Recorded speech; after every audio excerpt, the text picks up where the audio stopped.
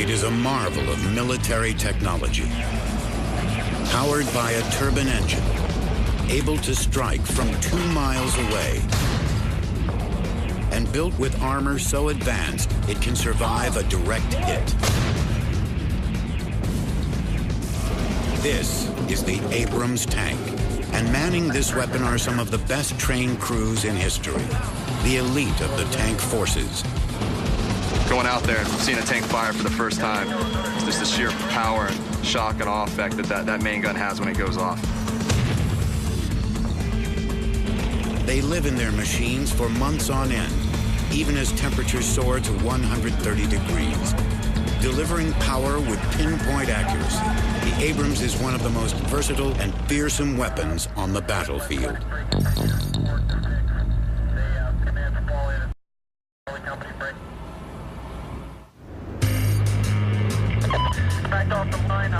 When a ground war breaks out, one weapon is always on the front lines. The tip of the spear, Abrams' main battle tanks blaze a trail for Army and Marines, racing into battle at over 40 miles per hour. They are a deadly combination of superior crews and the latest in military hardware.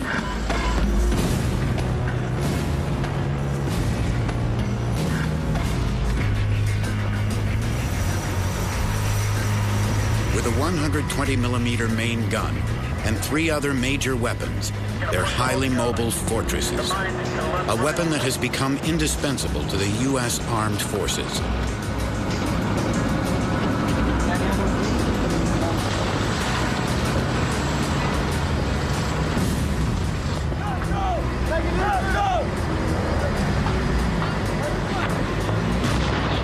Even once feared Soviet tanks stand little chance against them.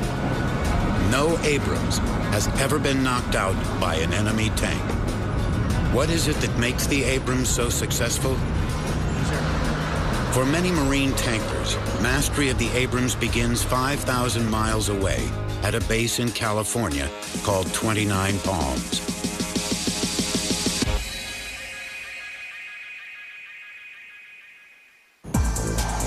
Here, temperatures in the Mojave Desert feel like Iraq, but there's a warm welcome home for returning veterans.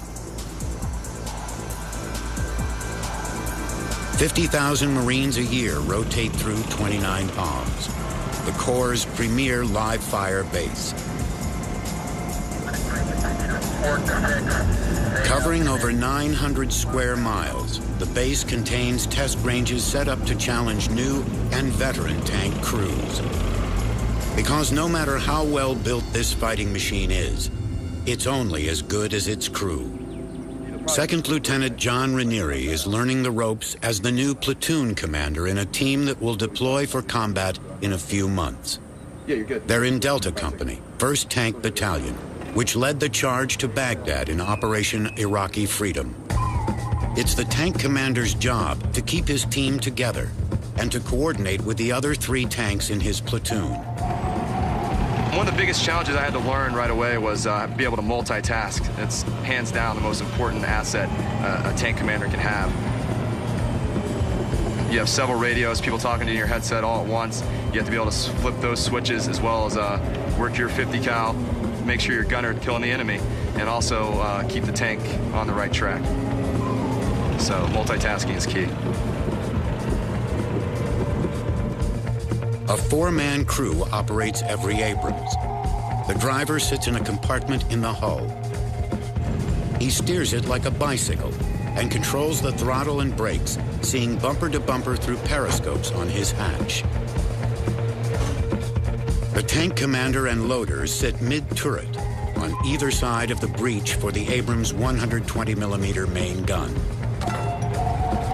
There's room for 17 rounds immediately behind the loader, with another 34 in a blast-proof chamber in the back of the turret. The gunner sits in front of the tank commander. From his position, the gunner scans for targets through a periscope that has optical and thermal scopes with 3 and 10 times magnification. If his periscope is destroyed, he can use an optical sight that's lined up with the main gun. The gunner uses a switch to designate the ammo for the main gun, and also fires a 7.62 millimeter machine gun. He spins the turret independently of the tank body, searching for targets through his sights. A computerized stabilization system keeps the gun platform steady while the vehicle itself pitches, rolls, and yaws. The turret is balanced so precisely that it can spin 360 degrees without shifting the tank's center of gravity. When the gunner has a target in his sights, the commander gives the order to fire. The tank commander can also stand in his hatch and operate the top-mounted 50 caliber machine gun. In addition to their specialized roles, each team member must act as the tank's eyes and ears. Everyone on the tank has their own little slice of the pie they can see out of. The driver, he's got an eye level, view of what's just in front of us. The loader will usually watch behind the tank and to the side and kind of give us a heads-up view over there. The gunner has a very small world. He only sees what he sees through his sight. I'm able to either be up out of the hatch or looking through all my periscopes around here, and I can kind of pull all together and keep the whole tank moving in the right direction and keep the gun on target. Learning how to keep their gun on target, crews go through a grueling series of live fire tests at 29 Palms. The idea is to get the crew management for the tank commander down so that if he does have to engage in Iraq, it may not be a tank, but it may be a technical vehicle or a bad guy up in a window somewhere, but the procedures are still all the same. For 8 days, commanding officers observe their tank crews as they work together in combat readiness tests. Close both ballistic doors, prep your crew, report and recon 1. The core of the test is a live fire exercise. Okay, just be advised, any targets that come up on this range are going to be active on it. Roger, over to that one right in front of the one we engaged with active as well. The ranges and targets simulate almost any scenario an Abrams crew might encounter. This is what we call a THEMTIG target that enables us to lower the targets and present them via computer from a tower that right now is about 1,400 meters behind us.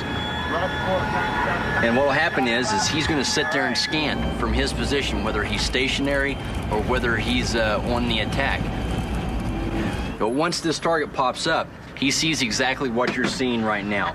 He's going to see a blackened silhouette. They can have targets pop up basically whenever they want. It becomes second nature to you. You know where to aim. How quickly the crew responds when a target pops up and how accurately they fire determines their score. Bring it up, bring it up.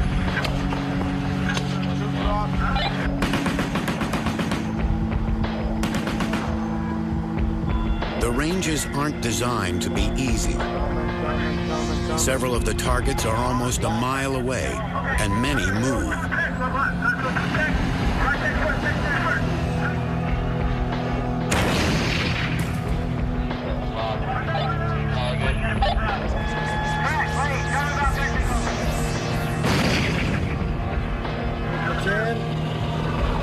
I'm on the stationary. On target in 18. Try my best to drop all targets drop.